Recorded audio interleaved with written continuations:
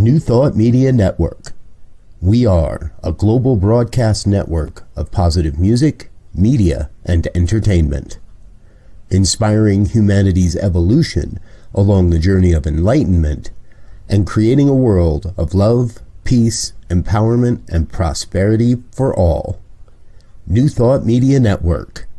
Positively inspiring.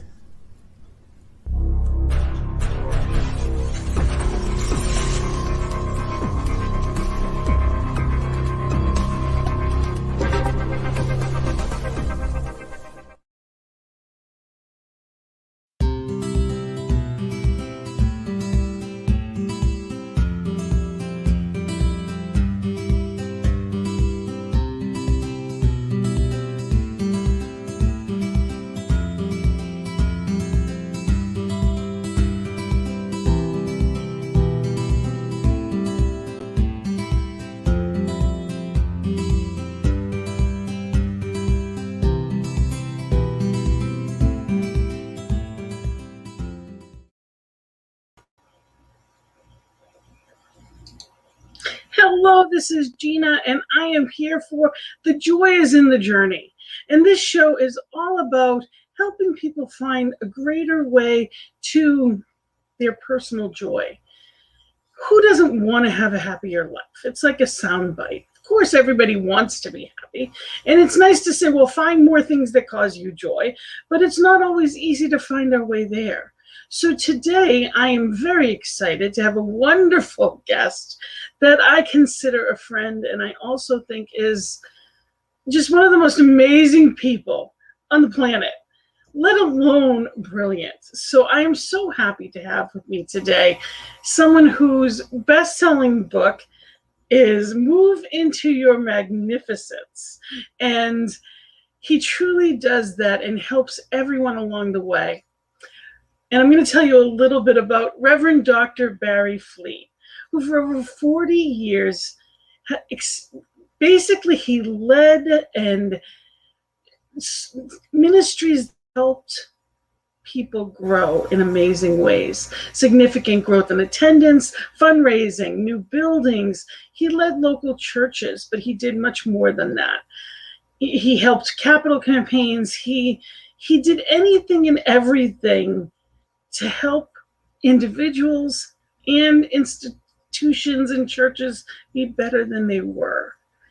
He was formerly an adjunct professor at Emory School of Theology, and he has all the degrees behind him, but he's the co-founder of Crossroads Counseling Center, and most recently the founder of the Institute for Inner Magnificence. And he spent over the past 30 years on faculty at Bryan and Johnson & Wales University in both psychology and sociology departments. He is also associated with the Holmes Institute for Consciousness Studies. So for those of you that aren't sure what that means, for CSL, he is not just a licensed practitioner, but he's also within CSL. He's an instructor at our school for our ministers. And not just an instructor, but he was a keynote speaker 2 weekends ago, and it was fabulous. So I know I'm saying a lot about him, and he was just an amazing man, and I'm so happy to have him. Reverend Dr. Bary Fleet, welcome, welcome. Gina, thank you so much. It's a joy to be here, and I love your program. And as you know, the subtitle of my book is 101 Invitations to a Life of Passion and Joy. So what I bring is sort of a how-to, some things to do to step into your joy. So thank you so much for having me. It's an honor to be with you. And I always gush over you because your magnificence shines, and you do it in such a humble and quiet way. You shine, you radiate. Your life and your passion for it is exemplary, and I love that. I am someone that I am very open and upfront. I wear my heart on my sleeve, and I love when I meet people that are exactly what they seem to be, only deeper and more of that. And in New Thought, we have this passion for truth. And I know that you have found that same passion for truth, and you're shining your magnificence in incredible ways. I also love that you've done all kinds of different things. And I have all kinds of questions, and the hour always flies by.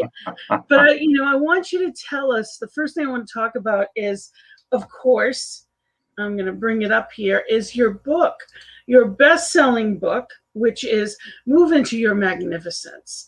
And this actually is 101 stories, right? Invitations, but there are 101 different stories, correct? There are 101 different stories, and each story ends with a call to action. So instead of just reading something, it's an invitation after you read it to do something. And my tagline is, the extent to which you accept my invitation is the extent to which you'll be able to say, I feel good about being me. And my goal, my passion is for people to be able to go to bed at night and think over their day and be proud of themselves, and to be able to feel good about how they conducted themselves. Or if they look at their day and there are some things they realize they could do differently, they go to sleep thinking about how they can make tomorrow a better day because of the lessons they've learned this day. So that's what I'm about. I love that. And I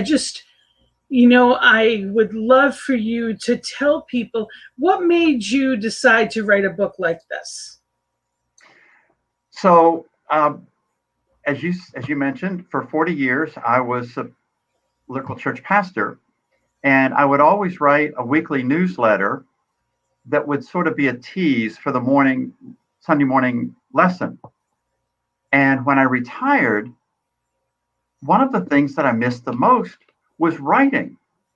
And so I started writing just for myself, from the joy of writing. And then I missed having a tagline.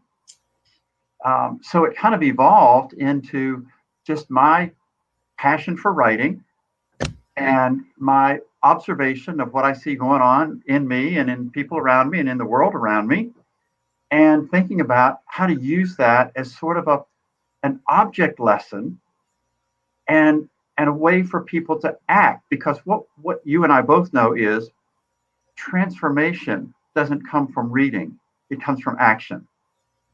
And we can have all of the knowledge in the world, but if we don't do something with it, it's useless.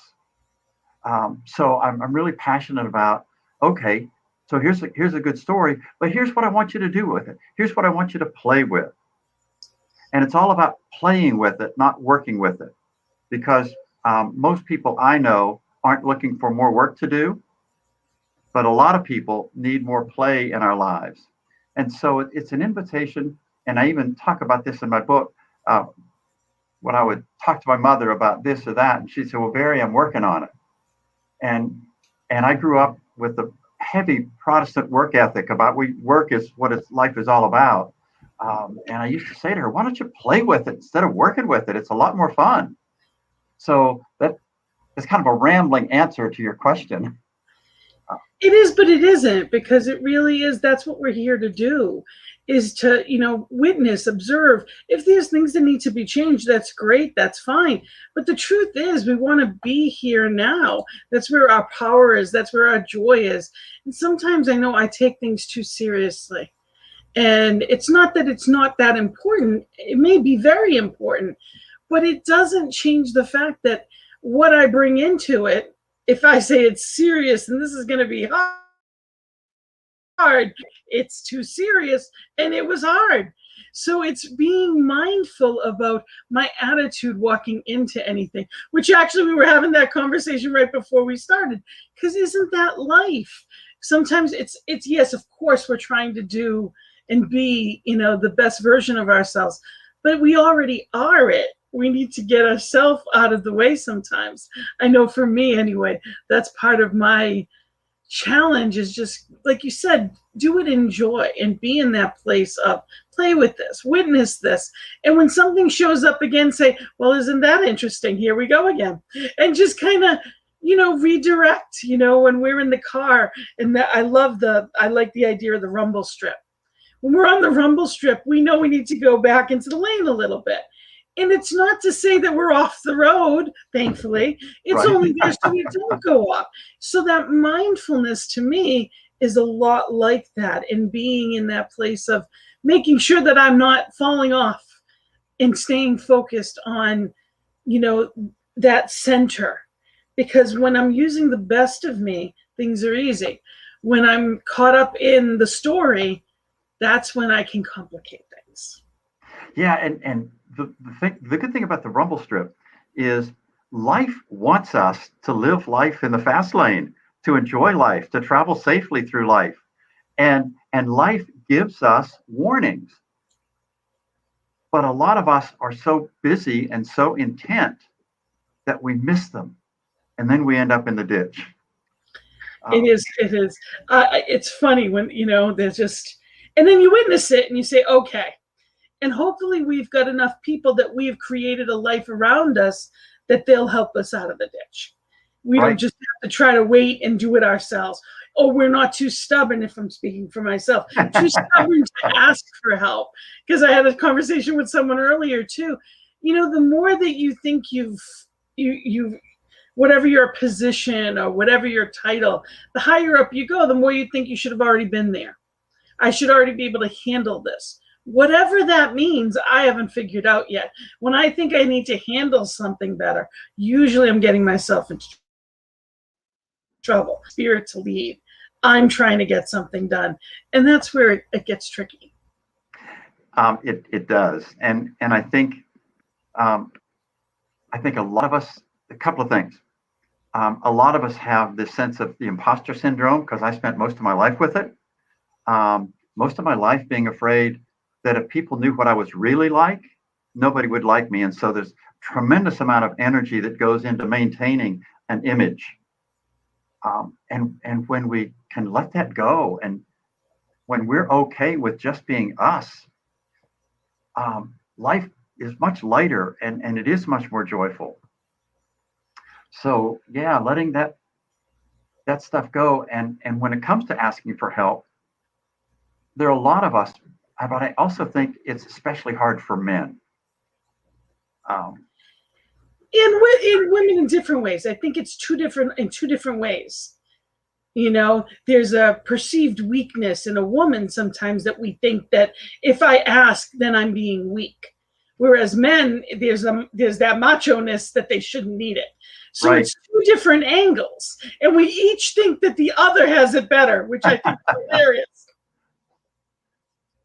I've done some research with some college students about the hardest thing about being a man from a man's perspective and from a woman's perspective.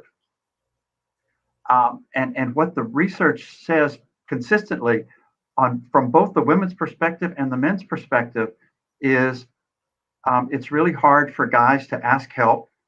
They're supposed to be the leader. They're supposed to know everything. And the other thing is dealing with feelings.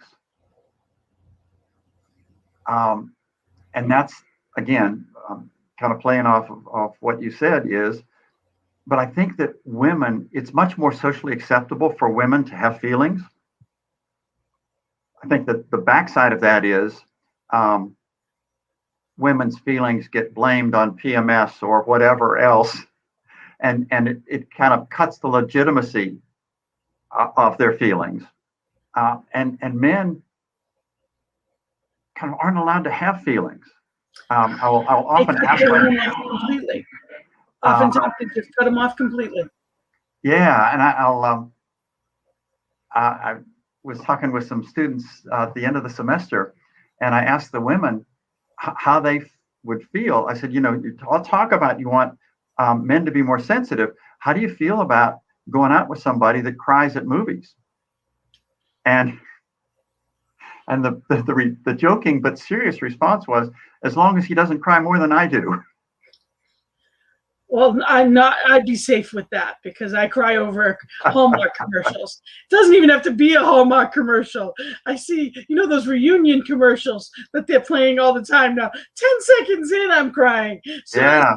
songs, everything. So I wouldn't have to worry, but I understand what you're saying. But if a guy were to do that, it's very off-putting in general, because the part of being a real man is dealing with your feelings, and you deal with them inwardly. You don't express them.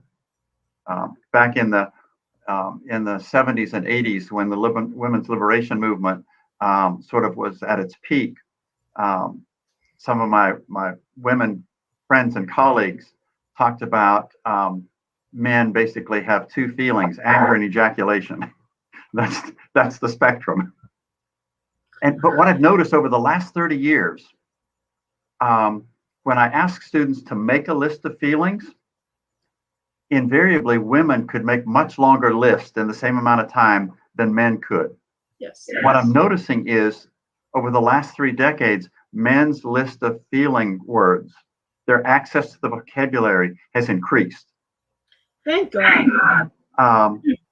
Whether they express it or not, but at least they know more words. They can come up with more words to talk about their feelings. So it's moving in the right direction. Definitely. Now I have a question. Well, I just wanted to mention when you were saying, the imposter syndrome and worrying about what everybody thinks of me. Now we all have that, and it's everyone has that bit of, what if I'm not good enough? The what ifs kind of thing too. One of the things that I heard at this point over 20 years ago and has been a mantra to me, and I do say it almost every day in different ways: what other people think of me is none of my business. Yeah. If I am aligned, and I don't mean it in a glib way, if I'm aligned with spirit, and I also heard, say what you mean what you say, but don't say it mean. So as long as I am appropriate and I am being in alignment with my highest self, it's not about what another person is thinking. Should I hurt someone? That's a completely different story. It does not give me license for that. But at the same time, it keeps me on my side of the street, because I'm not a mind reader, and I don't know what people's looks are, and I don't know that, I do know that I don't take up as much time in other people's minds as I would have allotted myself if I didn't know that much. Yeah, I think Wayne Dyer gets credit for initiating that, and I actually have a story in my book about that, because I think Wayne Dyer got it a little bit wrong. I think it's really arrogant when we don't pay attention to other people's feelings or what somebody thinks of me, because sometimes what other people can do for me is shine a light on my blind spot. And so I think it's important to pay attention, but the key is to not allow ourselves to be controlled by what other people think of us.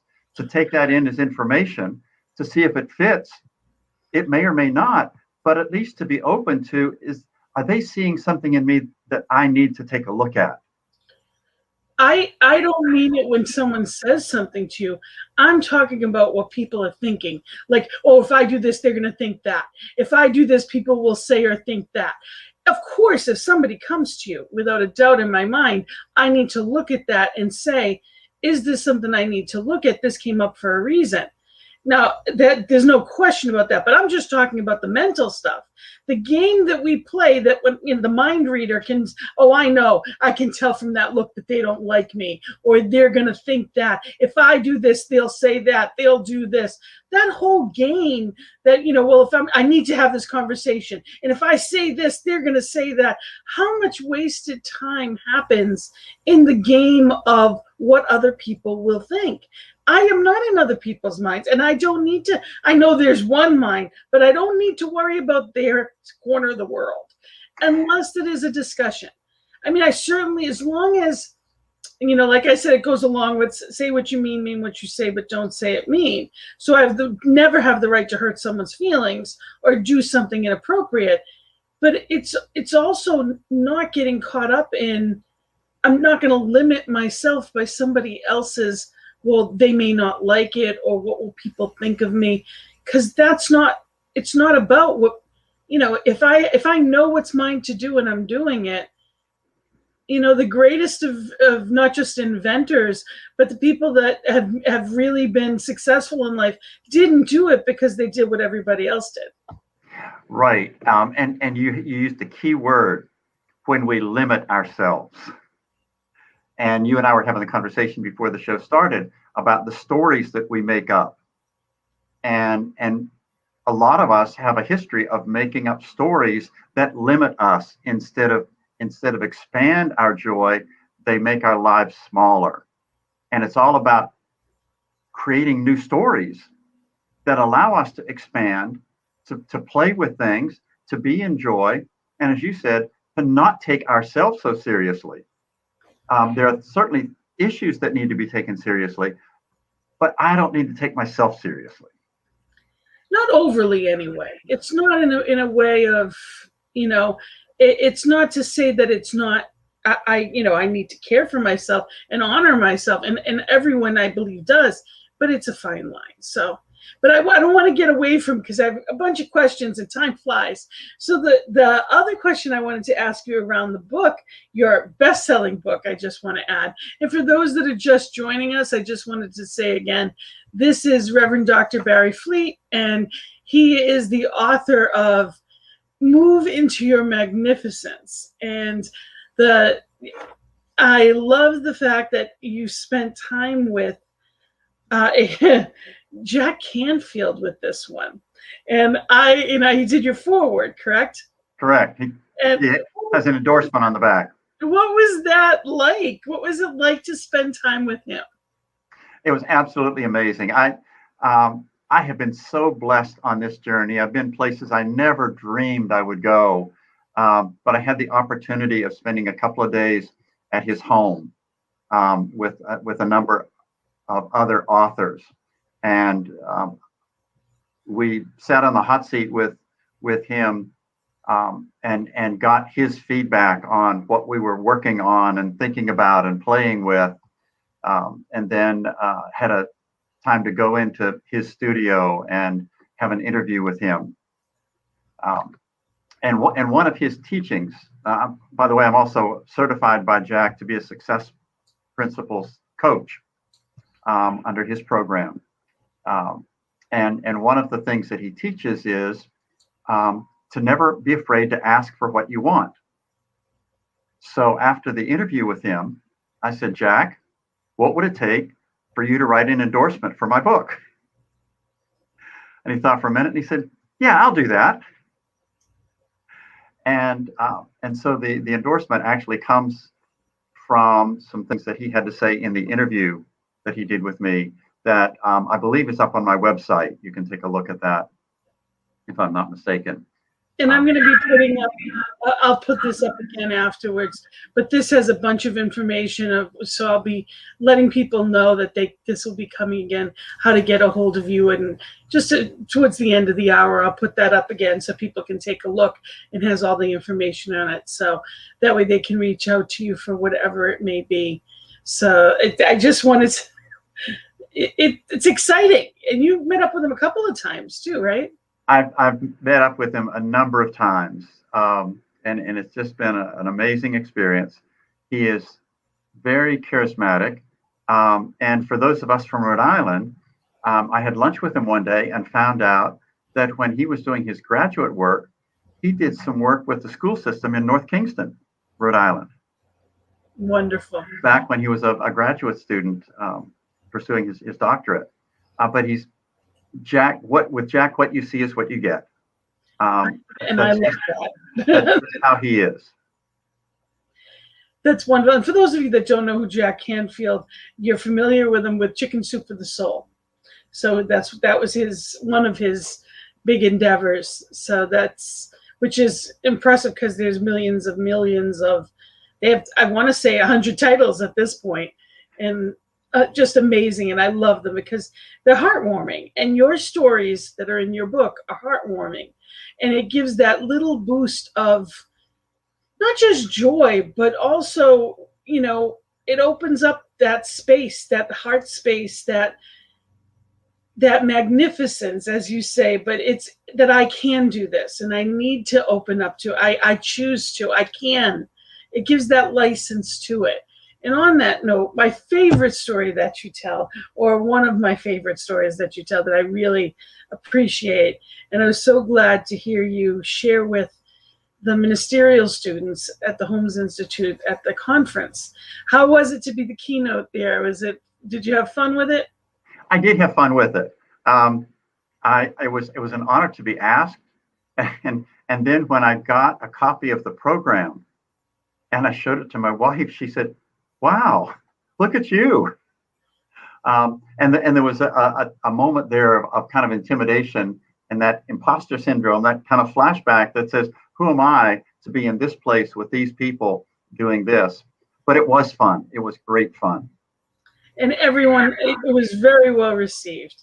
Not just that with comments of people said that day, but afterwards as well. So just know that it was amazing. So anybody looking to book someone, this is absolutely the person that I would call to motivate my group. And my favorite story, as I was saying, was you talk about moving from the athlete that nobody wants to the one that everyone wants to be. Can you please share that story? Because that is so powerful. Yeah. So when I've always been small, well, short of stature. There was a time when I was pretty big, but I was still short. But I loved sports, but I was no good at it. I was the kid at recess when they would choose up teams. Not only would I be the last one chosen, but they would fight over who had to take me. I remember in Little League getting my uniform. I thought I was drafted into Little League. What I learned later on was I didn't make Little League. I was assigned to the minor league of Little League. It's for the people that weren't good enough to be in Little League. But I loved it. And when I got my uniform, I actually slept in it that night. And I was so proud because I got number 7, and that was Mickey Mantle's number. And I wanted to be like Mickey Mantle and hit home runs and play baseball the way he did, but I couldn't. I didn't. And then kind of put that on the shelf. I got so many messages that I wasn't good athletically. And then in my late 60s, kind of randomly scrolling through Facebook, not one of my better habits, but I came across an ad for a sprint triathlon. And I didn't realize there was such a thing. All I knew about was the Hawaii Ironman thing. So I started looking at this, and I realized that there's the Hawaii Ironman, but there's the Olympic triathlon, and then there's the sprint. And I looked at it, and it's swimming up half a mile in open water swimming. It's a 12-mile bike ride. It's a 5K trail run. And I thought, I know how to swim, and I've got a bike, and I got shoes. I can do this. And the interesting thing was when I went to the swim clinic, I had my first ever full-fledged panic attack. And it gave me a great appreciation for people that have panic attacks. The irony was the tide was out, and I could have stood up and been okay. The other irony is I was mandated by the U.S. Triathlon Association, as are all certified triathletes, to wear a wetsuit because of the temperature of the water. And when you're wearing a triathlon wetsuit, it's like a giant floaty, and you really can't sink. But what I realized I was in over my head psychologically. Like, who am I to think that I could be doing anything like this? And I was blessed enough to have a coach who believed in me. And she saw me having this panic attack, and I was relieved when I saw her approaching me. And I was expecting her to be nice and comforting and reassuring and all of that. And she got in my face and she yelled at me. And she said, "Fleet, you're a triathlete. Now swim, damn it." And it's like I got a slap in the face, and I started to swim. And I realized it was a new identity for me, because up to this point in my life, I didn't even know a triathlete. And here I am, somebody saw me as being one. And so that it sort of gave me a new identity that was far and above anything I ever imagined for myself. And as I tell in my TED Talk, that I did finish the triathlon. I finished first in my age group. And the next year, because of my age and finishing first in my age group then, I was invited by the U.S. Triathlon Association to try out to compete to represent the United States in the World Championships that in Rotterdam that year. And just to think about, so here's this kid that nobody wanted on their team, now being invited by the U.S. Triathlon Association to try out to represent the United States. And I continue to enjoy physical challenges. Some of you may or may not know about Spartan events, but I celebrated my 70th birthday by completing a Spartan trifecta at Fenway Park. And for those of you that don't know what that means, basically it's running a bleacher 5K on the bleachers at Fenway Park, doing ridiculous obstacles along the way. And I just today actually set a goal for myself. So I'm going public to celebrate my 75th birthday this November, the week of my birthday, by running my first ever marathon. So that's my story and how I made that transition from being the person nobody wanted on their team to what I've now realized is, without intending to, I've inspired lots of people to realize they have a lot more potential than they imagined themselves to. Absolutely. And you're just amazing. I can't even fathom. I was that person that nobody wanted on their team, so I understand that completely. And I still probably would be that in any kind of athletics at the moment. Someday, maybe not so much, but for this day, I have tremendous respect for all that you've done, because you, like I said, you put yourself behind what you tell yourself you're going to do. And I can't even fathom, going to do a marathon for that's your new goal. That's fabulous, just fabulous. But it's exciting. And that I always say may the best of your life be the rest of your life. I hear people that speak as if while they're getting older that, oh, well, it's too late now. As a life coach, I know every day is what you make of it. Louise Hay, up until her, she was, I forget how old she was when she, like 84, but she was still learning new things. She learned how to ballroom dance and took art classes well into her 80s. She learned all kinds of new things. That's what life is all about. It's enjoying every day of it. And that's when we get old, is when we think we stop learning, when we stop exploring, when we stop living. Because old is a mindset. It's not about the years. There are people that live.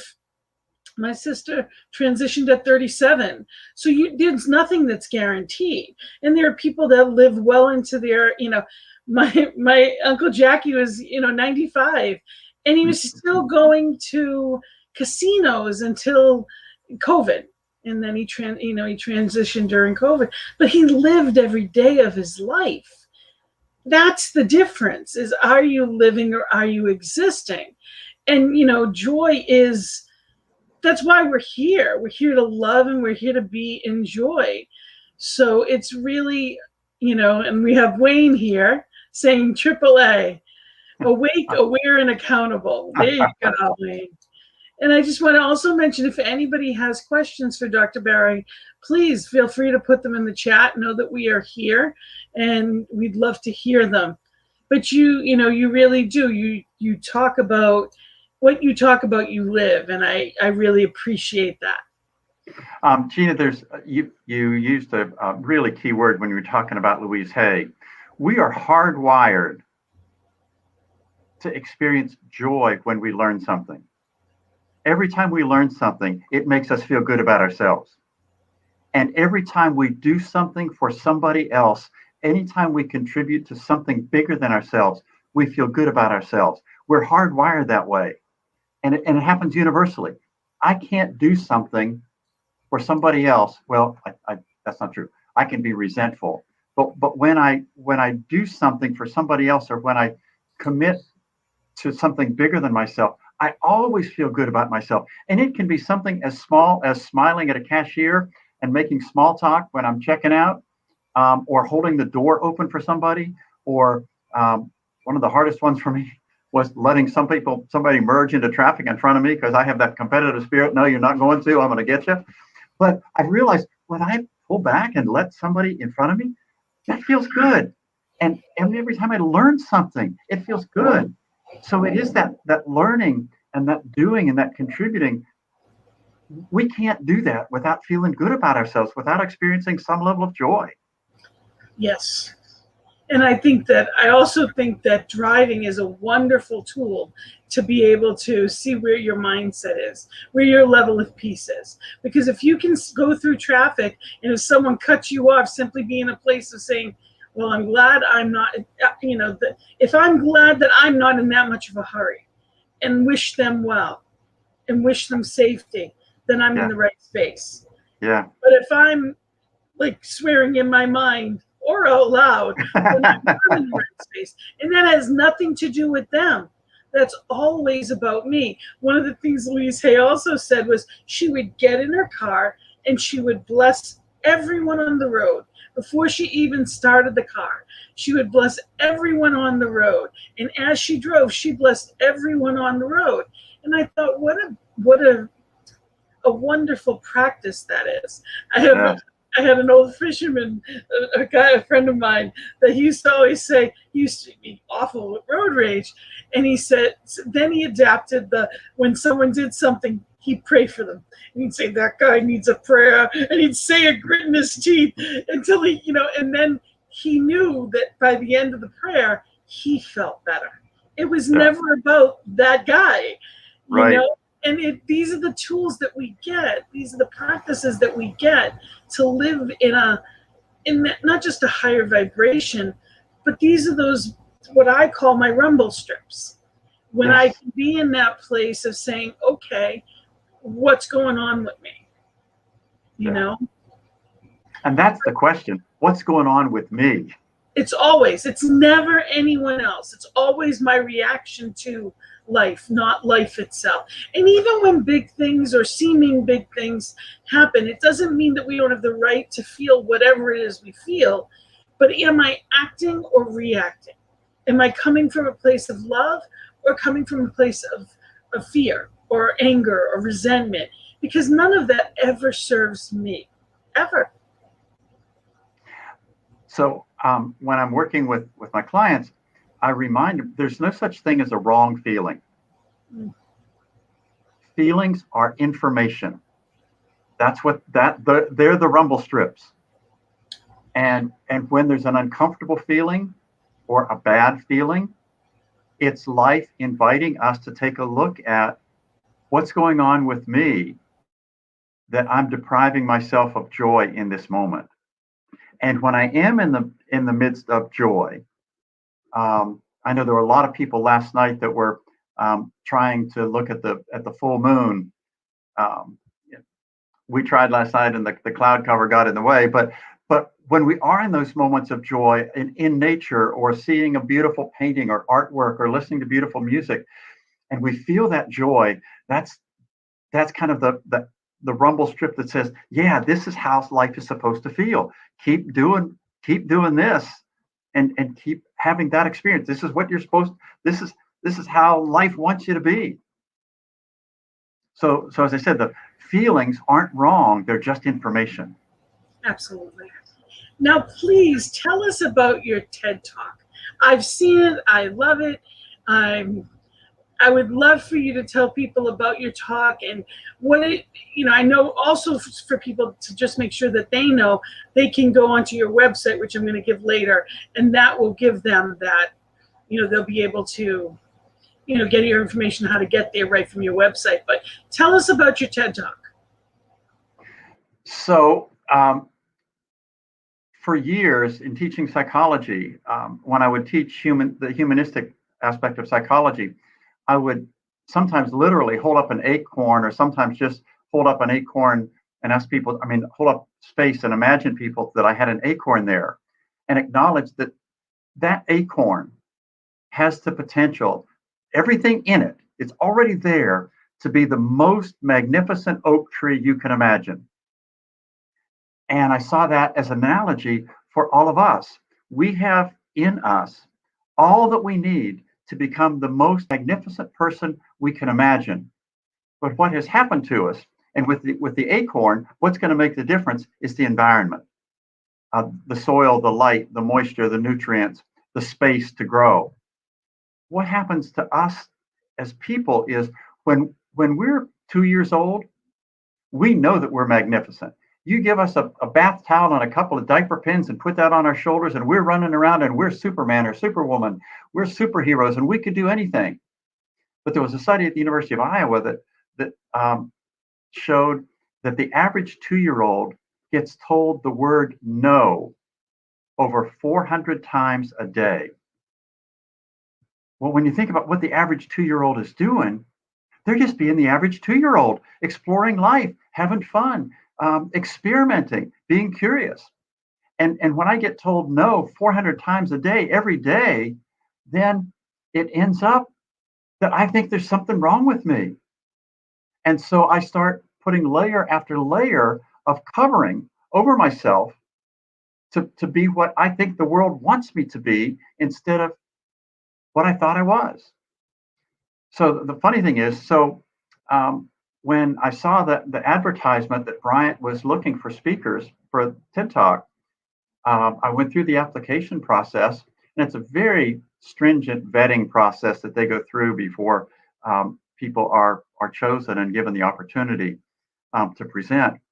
And one of the pieces of advice I got was watch lots of TED Talks, watch lots of TED Talks. And one night, it was probably 1 o'clock in the morning, and I was going through TED Talk after TED Talk, and I see some guy in Florida holding up an acorn to start his TED Talk. And I thought, no, he took it. He took it. And he did something very different with it. But I didn't want to leave myself, here's, thinking about what other people are going to think. I didn't want other people to think I had stolen his idea. And I went upstairs and I said to my wife, I said, I don't know what I'm going to do. The whole thing was predicated on an acorn. And she said, Bary, look in your nightstand. You've got a geode.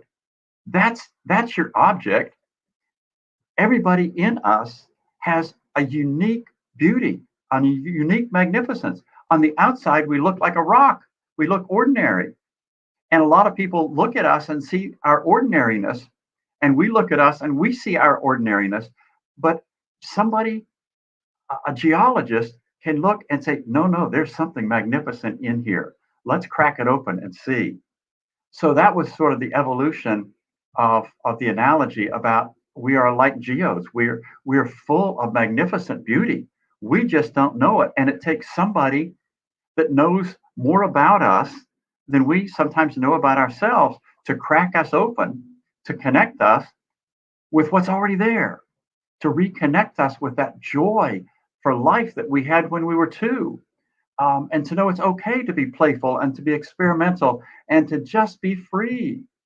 So that's kind of where it all went. And what my invitation at the end of the TED Talk, if you watch it, is I ask people in the audience to turn and look at each other. Turn to the right and look at the eyes of the person on your right, and see their magnificence. And turn to the person on your left and look at them and see their magnificence. And know that while you were doing that, there were 2 people looking at you and seeing your magnificence. And so my invitation is for those of us that are in touch with our magnificence to make it our mission, our passion, to look at people around us and to see not their ordinariness, but their magnificence. So that's the invitation that I would leave for everybody. Absolutely. Absolutely. And Neil had just commented on he just wanted to comment, great point on how is this informing me and working for me, on the point that you had made as far as the information when we're just witnessing it. And he also said, in every seed is the promise of a great forest. Yes. And each individual is that promise. And it's whether or not, I always look at it as I use the analogy a lot of a baby. And I say, when you held, whether it's your child or whether it's sometimes we have younger siblings or a niece or a nephew, and you hold this infant that is absolutely precious, and you're holding them and you're looking at them and you're seeing the full potential of divine in their eyes. They can be a doctor, or they could be a minister, or they could be anything they wanted, from a movie star to a ball player. They could be a ballerina. They could be anything at all in life. The world is at those little bitty fingertips, and just pure love and knowing that you would do anything for this child, and knowing that people did that of you, that you were held and loved and honored that much, and that it is up to us to honor ourselves in that way, that nothing went away, that child has no less or more potential than each individual. So when we look in the mirrors, we need to know that is that same potential that is in that infinite little baby. People knew it of us, and I know it of each one. And that's where, I love our practices. I love the tools of New Thought, Science of Mind in general. But it's so important that we really, that we hold to that too. We really are aware of our own magnificence. And like you said, the geos, it's inside. Our magnificence is on the inside. If our society spent a fraction of the time on kindness as it does on beauty tips, we'd have a beautiful society. So it's being mindful of that. If we spent a fraction of the time honoring people in our lives, as opposed to, griping about whoever, it'd be a very different world. There was a question here.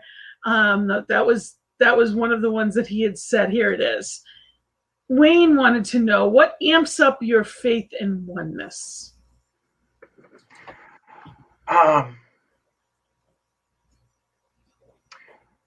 So I had a conversation with my men's group Sunday night. We're talking about, in our men's group, I host a men's mastermind on the hero's journey every Sunday night. And we're talking about the warrior part of us. And I'm going to put in a commercial for it before you finish that.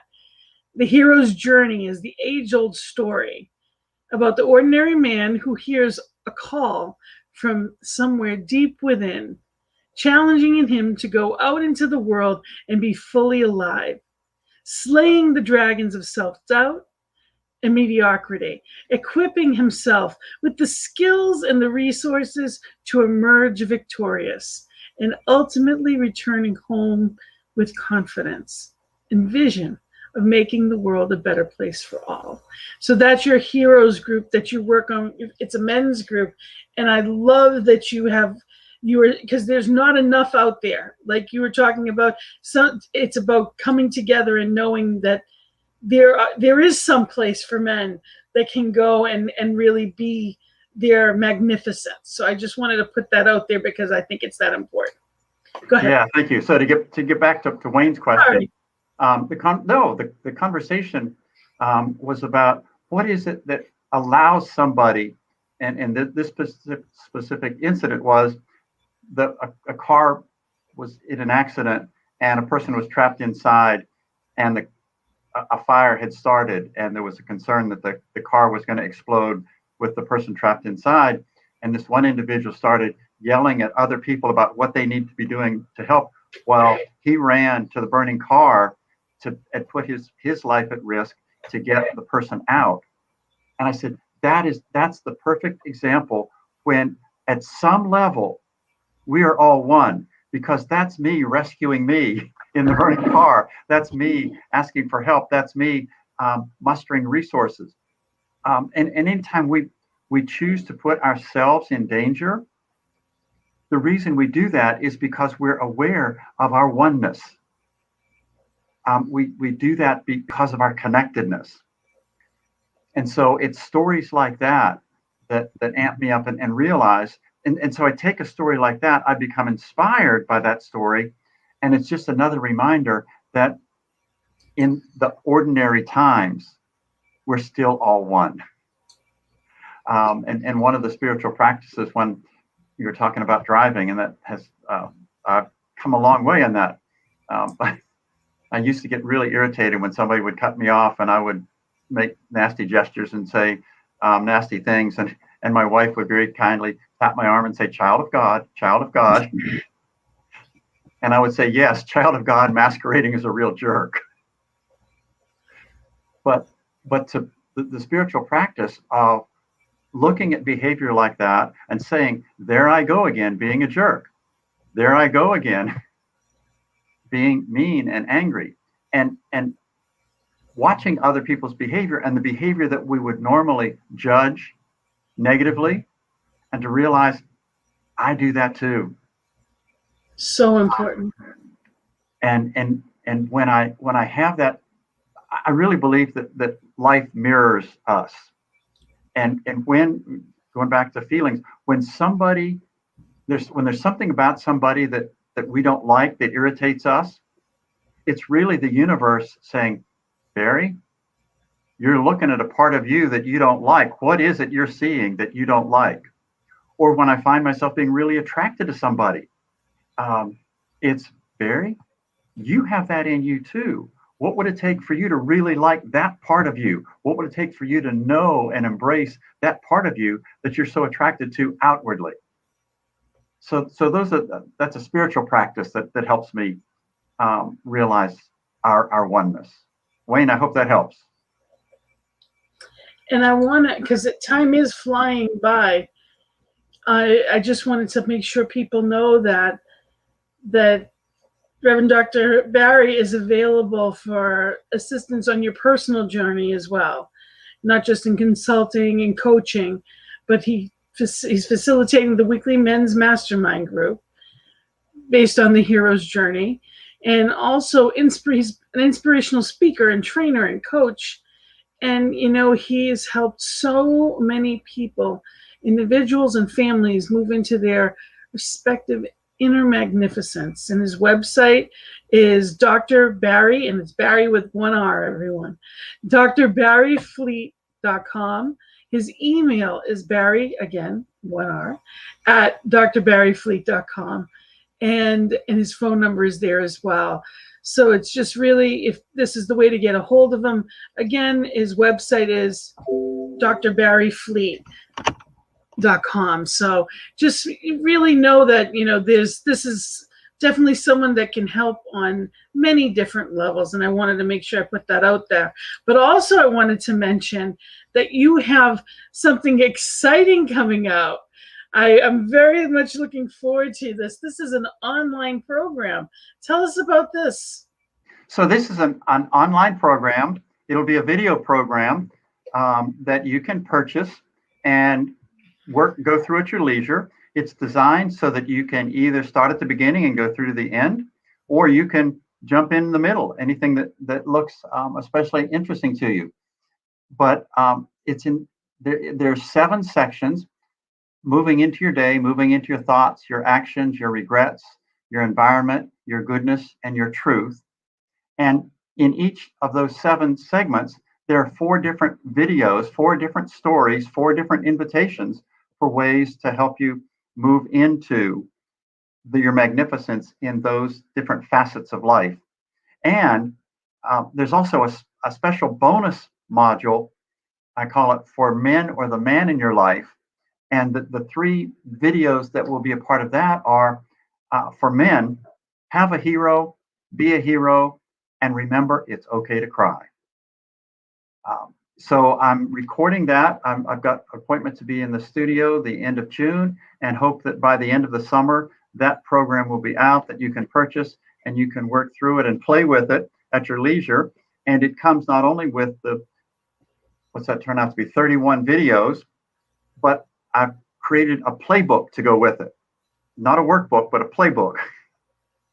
So that there are invitations for action that you can play with and and journal about as you move into your magnificence. And one of the things that I read the other day that I really like the image is, it's not about the big things that we do, but it's the accumulation of the small things that we do.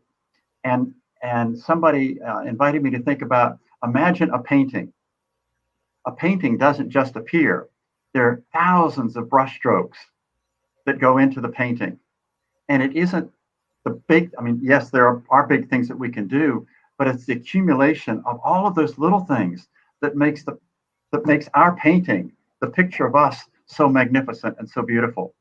So yeah, I'm really excited about putting this into people's hands. And it, as it said, it roughly parallels certainly the themes of the book. Wonderful. Wonderful. So I also wanted to just say thank you. Neil said that the world needs our teachings, and thanks to both of us for bringing it to the people. So thank you. It's a privilege to be here. And Neil, thank you for being here. Yes. And I love having, I really do. I love having you on here as a guest. Thank you so much for being here. This hour has flown by as I knew that it would. Is there anything else that you'd like to say and just share with people? No, I want to talk just a minute about the men's mastermind group on Sunday nights. Mm-hmm. Please be in touch with me if you have any interest in that. But it is based on the hero's journey. And every quarter we have a different aspect of the hero: the magician, the lover, the warrior, the king. And every month has a different focus on that. And every week is yet a different focus. And again, it's all about action. We always end our sessions when we each make a commitment to take one bold action from the heroic perspective, because I think that everybody needs a hero in your life, and I want the men to be the heroes in their own story. I want that for women too, but women have lots of other resources. I think there's not as many resources for men right now. And as I did my research, I found out a lot of the books about helping men move into their masculinity were written by women. Yeah. And I think it's time for men to model for other men and to join together to be the best versions of ourselves, to be the heroic versions of ourselves instead of the victim versions of ourselves and the dead versions of ourselves. So if you have any interest, please get in touch with me. I'll be glad to talk to you about what's involved and how that works. The other thing that I'll say, Gina, for those of you that are listening today, if you will get in touch with me and tell me that you were here today, I'll be glad to do a free 30-minute coaching session. Wow. So yeah, just acknowledge, get in touch with me, say that you were here, that you saw the show with me. You saw this show with Gina, and you'd like to take advantage of that, and I'll be happy to make that happen. Wonderful. Thank you so much. And just mentioning the joys in the journey, and then there you go. You get there you go. Session.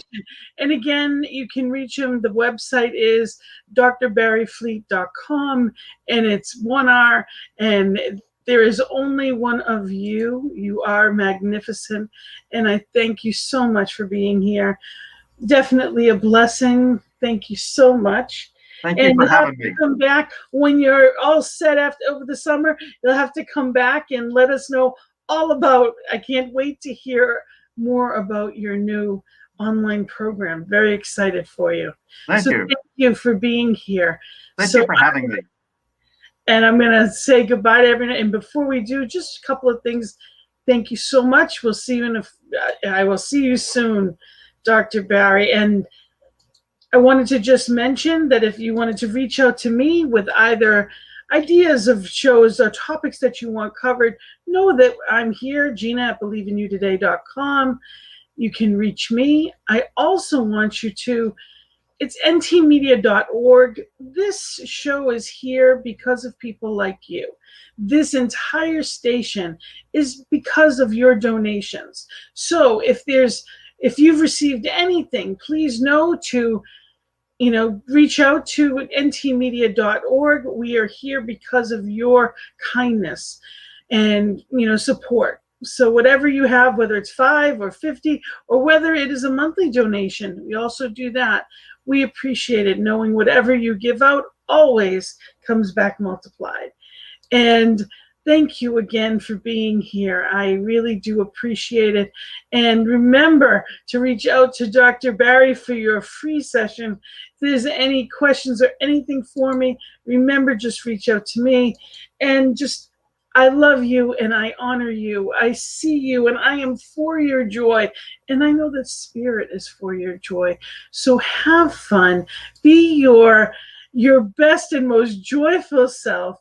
Celebrate as I am celebrating you. Have a magnificent day.